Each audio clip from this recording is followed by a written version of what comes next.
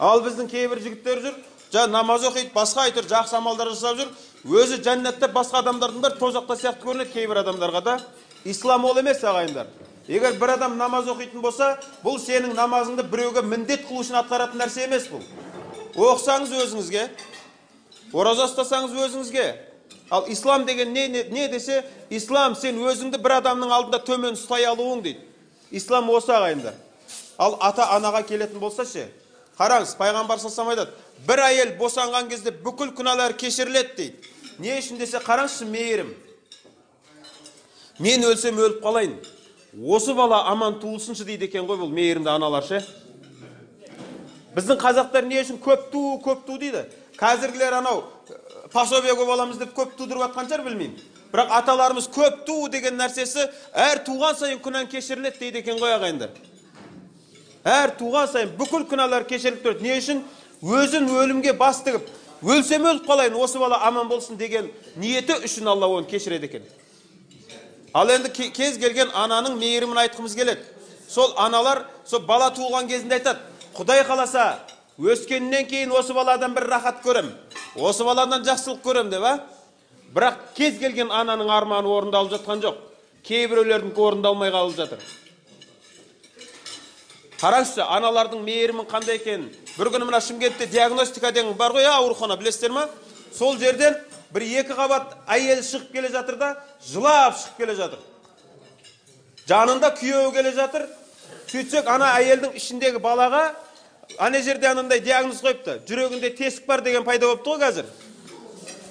Қараңыз, ана әйел не үшін жылап келе жатыр десе, уайымын қарасаңызшы, әлі туылмаған балаға, мына баламның жүрегінде тесік бар, ертең туылғаннан кейін денсаулығы қандай болады деп. Сен туылмай жатып, сені уайымдаған аналарға кейбір кезде балалар дұрыс қарым қатынас жасамай жатыр. Байқайсыздар ма?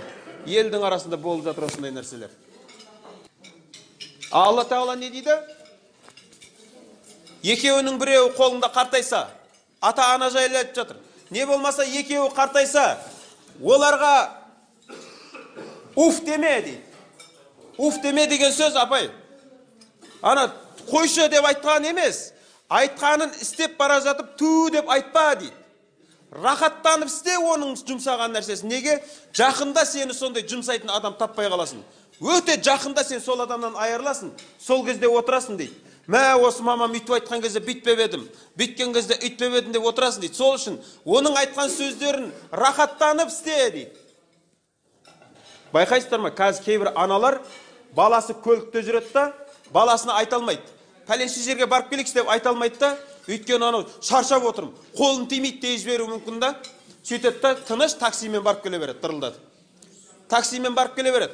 А баласына звондаса, баласы айтады, қолын тимей жатыр деп. Бірақ мынаяқтан мен сияқтана жарым достар звондайды ғой, балаға. Ол айтады, брат, сен үшін любой время, любой жерде, любой жақа, от души дейді.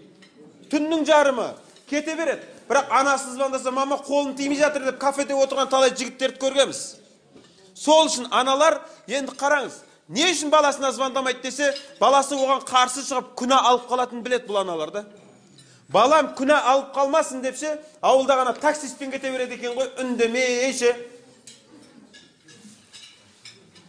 Көшеде жүрген жігіттермен талай араласып жатыр. Осылай, брат дейді, құрмет бір-біріне. Анау пайғамбар ма, сахаба ма кеп қалды деп жылай жібересің ананы көрген кезде. Не деген мейірім мынау. Бірақ адам шығар дейсің өмірде осындай. Үйіне барған кезде түрін көрсең ғананың. Мамасына, әкесіне қарап, отсаңызшы, әкеп беріп атқан жеде отсаңызшы деген кезінде бар ғой, ондай адамдармен дос болмаңыз. Өзінің анасының қадірін білмейтін адам, әкесінің қадірін білмейтін адам, сенің қадіріңе жетпейді. Ол семен дос болып жүрме, онда саған, сенен оған бір нәрсе керек болып тұр.